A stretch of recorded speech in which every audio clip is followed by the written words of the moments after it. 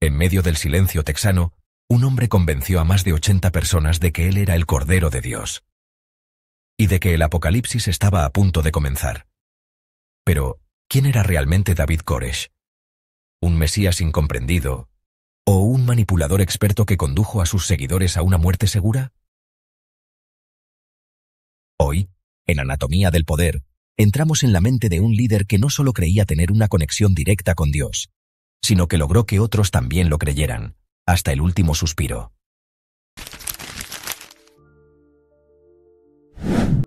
Los últimos años de los 80, Estados Unidos, todavía profundamente marcado por las heridas persistentes de la guerra de Vietnam y el escándalo Watergate. Estos eventos habían erosionado la confianza pública, dejando a una nación lidiando con la desilusión y la incertidumbre. El tejido social se estaba deshilachando, y una sensación de malestar lo impregnaba todo. El sueño americano, antes un faro de esperanza, parecía cada vez más inalcanzable para muchos. El panorama político era turbulento, marcado por choques ideológicos y una creciente división entre los que tienen y los que no tienen. La promesa de un futuro más brillante se sentía distante, ensombrecida por las ansiedades del presente. La desesperación era palpable, y la psique colectiva de la nación soportaba el peso de estos traumas acumulados. La desconfianza en las instituciones alcanzó niveles inusitados, y la Biblia deja de ser solo un libro para muchos. Se transforma en una fuente de consuelo, guía y esperanza inquebrantable, en un mundo que a menudo se sentía caótico e impredecible. Para aquellos que buscaban significado y propósito, las Escrituras ofrecían un marco para comprender su lugar en el universo. Las antiguas historias y enseñanzas resonaron profundamente, brindando consuelo y un sentido de pertenencia. La promesa de una salvación inminente se convierte en un refugio, un faro de luz en la oscuridad que se cierne. Ofrecía un camino hacia la redención y la promesa de vida eterna, un poderoso antídoto contra las ansiedades e incertidumbres de la época. El surgimiento de movimientos carismáticos y las predicciones de un apocalipsis inminente crecen como la pólvora, alimentados por las ansiedades sobre el futuro y un anhelo de certeza espiritual. Estos movimientos ofrecían un sentido de comunidad y pertenencia, proporcionando un espacio para que las personas expresaran su fe con pasión y convicción. Los líderes carismáticos, con sus estilos de predicación dinámicos y promesas de intervención divina, atrajeron a grandes seguidores. La creencia en un fin del mundo inminente infundió un sentido de urgencia y propósito, motivando a los creyentes a vivir sus vidas de acuerdo con su fe. Grupos como los Davidianos de la Rama, inicialmente liderados por Víctor Jutef, florecen en ranchos remotos de Texas, lejos de la percibida corrupción y decadencia moral de la sociedad convencional. Estas comunidades aisladas ofrecían un santuario para aquellos que buscaban una forma de vida más auténtica y significativa. La vastedad del paisaje de Texas proporcionaba una sensación de libertad e independencia, permitiendo a estos grupos desarrollar sus propias creencias y prácticas únicas. La distancia de los centros urbanos fomentaba un fuerte sentido de autosuficiencia y una profunda conexión con la tierra.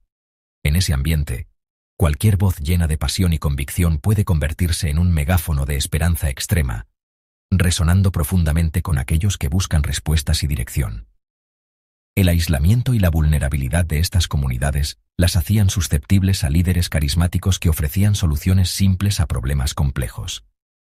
La promesa de un futuro mejor, libre de las ansiedades e incertidumbres del mundo exterior, resultó ser un poderoso atractivo para quienes buscaban consuelo y pertenencia. 1979. Un año de fractura social significativa, marcando un punto de inflexión en la historia americana. 1987. La muerte de Jutef, dejando un vacío en el liderazgo de los Davidianos de la Rama. 1990. La llegada de Koresh, marcando el comienzo de una nueva era para el grupo y preparando el escenario para futuros eventos. Vernon Wayne Howell, el hombre que más tarde sería conocido como David Koresh, nació el 17 de agosto de 1959 en Houston, Texas. Su llegada al mundo fue quizás intrascendente en ese momento, pero su vida pronto daría un giro que grabaría su nombre en los anales de la historia, aunque de una manera controvertida y trágica. Houston a finales de los años 50 era una ciudad en rápida transformación, una metrópolis floreciente lidiando con cambios sociales y económicos. Fue en este ambiente donde el joven Vernon comenzó su viaje. Un viaje marcado por desafíos tempranos y una búsqueda de pertenencia. Su infancia estuvo lejos de ser idílica.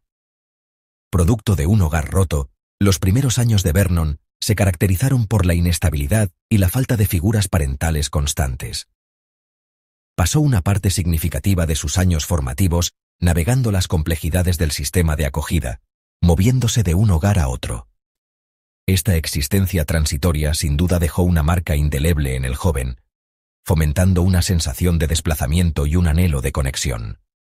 La ausencia de una estructura familiar estable creó un vacío en su vida, un vacío que más tarde intentaría llenar por otros medios. En medio de la agitación de su vida temprana, Vernon encontró consuelo y un sentido de propósito en las páginas de la Biblia. Las Escrituras se convirtieron en su refugio, una fuente de consuelo y guía, en un mundo que a menudo se sentía caótico e impredecible. Se sumergió en el estudio de los textos bíblicos, examinando profecías e interpretaciones con un celo casi obsesivo. La Biblia le proporcionó un marco para entender el mundo y su lugar en él, ofreciendo respuestas a preguntas que atormentaban su joven mente. Fue dentro de estos textos antiguos donde comenzó a forjar su propia identidad, dando forma a su cosmovisión y sentando las bases para su futuro camino. A mediados de los años 80, la búsqueda espiritual de Vernon lo llevó a los Davidianos de la Rama, un grupo escindido de la Iglesia Adventista del Séptimo Día. Esta comunidad religiosa, originalmente liderada por Victor Houteff, le ofreció a Vernon un sentido de pertenencia y una plataforma para su creciente fervor religioso. Los Davidianos de la Rama, con sus interpretaciones únicas de la profecía bíblica, proporcionaron un terreno fértil para las propias interpretaciones y ambiciones de Vernon. Se sintió atraído por sus enseñanzas y la promesa de una comprensión más profunda del plan de Dios. La devoción inquebrantable de Vernon y, sobre todo, su innegable carisma, lo impulsaron rápidamente a la vanguardia del grupo. Poseía una personalidad magnética que atraía a la gente hacia él, cautivándolos con sus sermones apasionados y su comprensión aparentemente profunda de las Escrituras. Su capacidad para articular conceptos teológicos complejos de una manera accesible, combinada con su presencia carismática, lo convirtió en un líder natural. No pasó mucho tiempo antes de que comenzara a ejercer su influencia dentro de los Davidianos de la Rama, desafiando sutilmente las doctrinas existentes y sentando las bases para su eventual ascenso al poder. En 1990, Vernon Wayne Howell experimentó una transformación simbólica, rebautizándose como David Koresh. Este nombre cuidadosamente elegido estaba cargado de significado y reflejaba su creciente sentido de destino mesiánico. David era una clara alusión al rey David bíblico, el pastor que se convirtió en rey y fue venerado por su coraje, liderazgo y devoción a Dios. Koresh era la pronunciación hebrea de Ciro, el rey persa que liberó a los judíos del cautiverio babilónico. Al adoptar este nombre, Vernon no solo se alineaba con estas poderosas figuras del pasado, sino que también señalaba su propio papel autoproclamado como líder divinamente designado. Se declaró a sí mismo el último profeta, el elegido para desvelar los secretos de los 7 sellos del Apocalipsis. Bajo el mando de David Koresh, la secta experimentó un periodo de crecimiento significativo, expandiéndose de un grupo relativamente pequeño de alrededor de 50 seguidores a una comunidad dedicada de más de 120 individuos comprometidos. Su liderazgo carismático y su convincente interpretación de las Escrituras atrajeron a nuevos miembros de todas partes, atraídos por la promesa de salvación y una comprensión más profunda de la voluntad de Dios.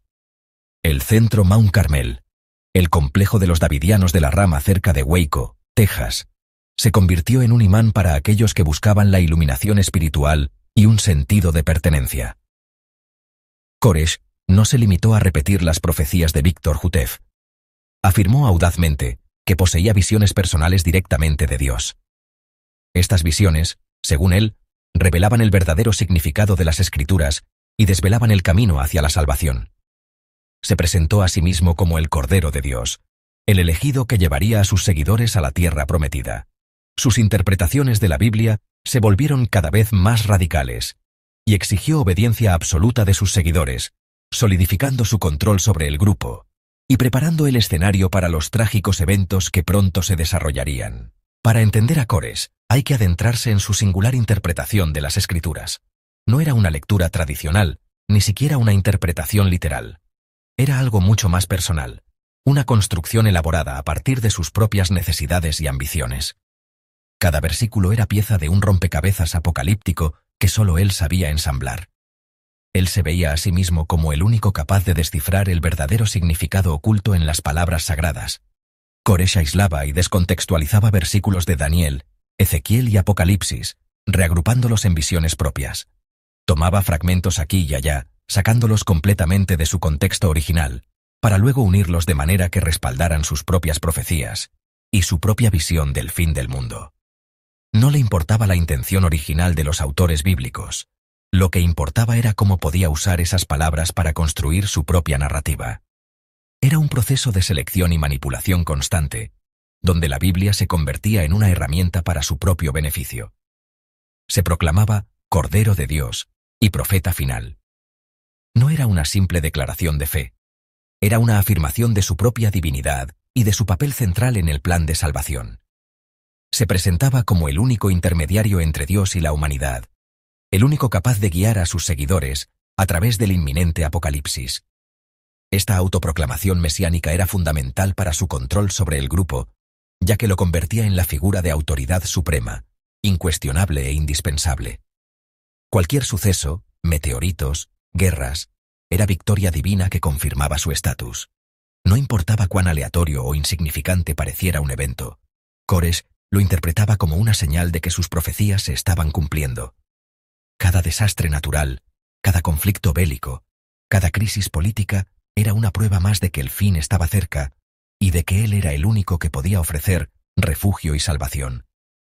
Esta constante reinterpretación de la realidad reforzaba su imagen como profeta y líder, consolidando su poder sobre sus seguidores. Creó urgencia de fin inminente, disparando el miedo y bloqueando el pensamiento crítico. La inminencia del Apocalipsis era un tema recurrente en sus sermones y enseñanzas. Constantemente recordaba a sus seguidores que el tiempo se estaba acabando y que solo él podía protegerlos de la destrucción que se avecinaba. Este miedo constante paralizaba su capacidad de razonar y cuestionar, haciéndolos más susceptibles a su manipulación. El miedo se convertía en su principal herramienta de control. Alternaba condena, el mundo arderá, con promesas de redención, solo aquí estarás a salvo. Era una estrategia de manipulación clásica. Crear un problema y luego ofrecer la única solución. Koresh pintaba un panorama apocalíptico aterrador, lleno de fuego, destrucción y sufrimiento, para luego ofrecer su rancho como el único refugio seguro. Esta dicotomía extrema reforzaba la dependencia de sus seguidores hacia él y los aislaba aún más del mundo exterior. Pensamiento grupal. Dudar lo convertía en enemigo. Aislamiento informativo. Prensa y visitas externas prohibidas. Dentro del rancho, la disidencia no era tolerada. Cualquier cuestionamiento a la autoridad de Koresh o a sus enseñanzas era considerado una traición. Se fomentaba un ambiente de conformidad y pensamiento grupal, donde la opinión individual era suprimida en favor de la lealtad al líder. Para mantener este control, Koresh aisló a sus seguidores del mundo exterior, prohibiendo el acceso a la prensa y limitando las visitas externas. Privilegios variables generaban adicción psicológica. Amenazas veladas mantenían obediencia autocontrolada.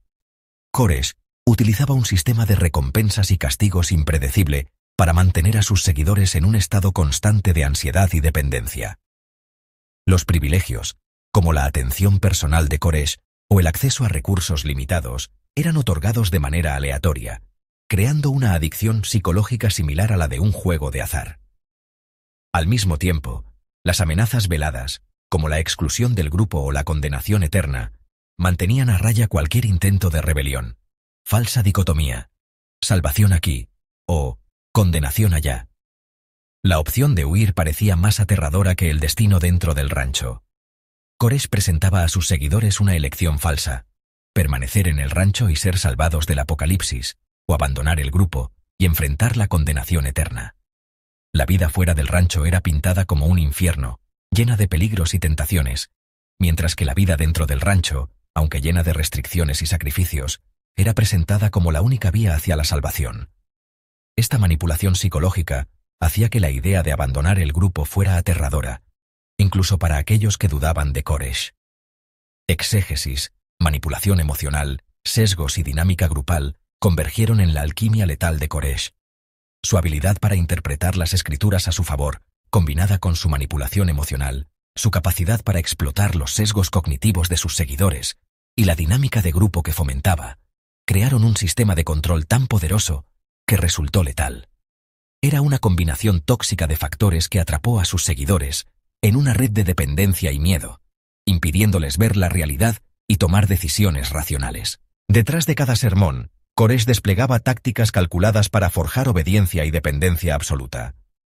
Utilizaba pausas dramáticas, lenguaje inclusivo y un ritmo variable para captar la atención y sembrar la duda. Cada palabra era medida para provocar emociones intensas y reforzar su autoridad. No solo hablaba, sino que creaba un ambiente de presión social. Los seguidores sentían que cualquier duda sería detectada y castigada. El grupo observaba y juzgaba, reforzando la conformidad y el miedo a la exclusión. El control de la información era férreo. Se censuraban cartas, llamadas y visitas externas. Los seguidores solo recibían la versión de la realidad que Koresh permitía, aislándolos del mundo exterior y de cualquier voz crítica. Las rutinas diarias eran estrictas y repetitivas, horarios rígidos, tareas asignadas y vigilancia constante. Cada aspecto de la vida estaba regulado para eliminar la autonomía y fomentar la sumisión. Koresh alternaba ceremonias públicas de aprobación con amenazas veladas hacia los llamados falsos hermanos. Los elogios eran efímeros, pero el miedo al castigo era constante, manteniendo a todos en alerta. Los círculos de confesión y el refuerzo social eran herramientas clave. Los seguidores debían confesar dudas o errores ante el grupo, recibiendo presión de los demás para alinearse con la doctrina. La presión del espectador era constante. Nadie quería ser señalado como débil o desleal. El grupo funcionaba como un mecanismo de control, donde la vigilancia mutua reforzaba la obediencia. Koresh imponía falsas dicotomías: o me sigues o te condenas. Las decisiones estaban prefabricadas, y la resignación aprendida se instalaba poco a poco, anulando la voluntad individual. Así se construyó un ecosistema cerrado donde la voluntad individual se disolvía en la de Koresh. El impacto a largo plazo fue devastador: pérdida de identidad, dependencia emocional y una comunidad atrapada en una red de manipulación casi invisible. A simple vista, Mount Carmel parecía un refugio espiritual, un lugar donde la vida seguía un ritmo ordenado y predecible. Pero bajo esa superficie, cada aspecto de la rutina diaria estaba cuidadosamente diseñado para reforzar la lealtad y el control absoluto. El día comenzaba antes del amanecer. A las 5 de la mañana, todos se reunían para la oración colectiva. Después, hombres, mujeres y niños se repartían tareas. Los hombres trabajaban en el campo o en la carpintería. Las mujeres preparaban alimentos y cuidaban a los más pequeños. Y los niños alternaban entre el estudio bíblico y labores sencillas. Recuerdo el sonido de la campana al amanecer, relata un exmiembro. Sabíamos que cada minuto estaba contado y vigilado. No había espacio para la duda ni para la rebeldía. La estructura jerárquica era estricta. Un círculo interno de entre 12 y 15 adeptos tenía acceso directo a Koresh y gozaba de privilegios especiales. El resto, los llamados devotos, seguían órdenes sin cuestionar, siempre bajo la mirada atenta de los líderes. Los menús y horarios eran dictados por la guía divina de Koresh. Las viviendas eran humildes, compartidas por familias numerosas, y en los sótanos se almacenaban armas y provisiones, siempre listos para un posible asedio. La poligamia era presentada como un mandato divino. Koresh elegía a las mujeres que formarían parte de su círculo más cercano, mientras que los hombres y mujeres solteros vivían separados. Los niños crecían en un ambiente de obediencia estricta, aprendiendo desde pequeños a no cuestionar la autoridad. Las actividades comunitarias incluían estudios bíblicos en círculo, simulacros militares y celebraciones proféticas. Todo reforzaba la idea de que el grupo era una familia elegida, aislada del mundo exterior y protegida por la fe y la vigilancia constante. Cámaras y vigilantes supervisaban cada movimiento. Sentías que siempre te observaban, recuerda otra voz. Hasta los niños sabían que no había secretos en Mount Carmel. Así, La vida cotidiana en Mount Carmel era una coreografía de obediencia, aislamiento y devoción absoluta, donde cada instante reforzaba la omnipresencia de Koresh y la imposibilidad de escapar. Febrero de 1993. La ATF, tras meses de vigilancia y sospechas de posesión ilegal de armas automáticas, planea una redada en el complejo de Mount Carmel. La mañana del 28 de febrero, decenas de agentes rodean el rancho. Lo que debía ser una operación rápida y controlada, se convierte en una tragedia nacional. El primer disparo rompe el silencio. Se desata un tiroteo intenso. 4 agentes federales y 6 miembros de la secta mueren en las primeras horas. David Koresh, herido, proclama que la batalla había sido profetizada en las escrituras. El asedio comienza oficialmente. Durante 51 días, más de 600 fuerzas del orden rodean Mount Carmel. El FBI toma el mando, instalando negociadores y psicólogos. Se inician largas conversaciones telefónicas con Koresh, quien alterna demandas religiosas y promesas de rendición. Dentro del complejo, la vida se vuelve claustrofóbica. Hombres, mujeres y niños sobreviven con recursos limitados, bajo la constante amenaza de violencia. El miedo y la fe se entrelazan. Testimonios de sobrevivientes relatan noches de insomnio, oraciones colectivas y la esperanza de un milagro.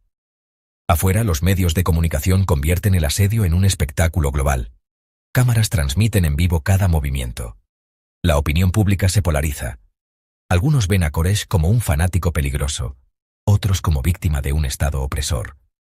El FBI recurre a tácticas de presión, altavoces con ruidos ensordecedores, luces potentes durante la noche, cortes de agua y electricidad.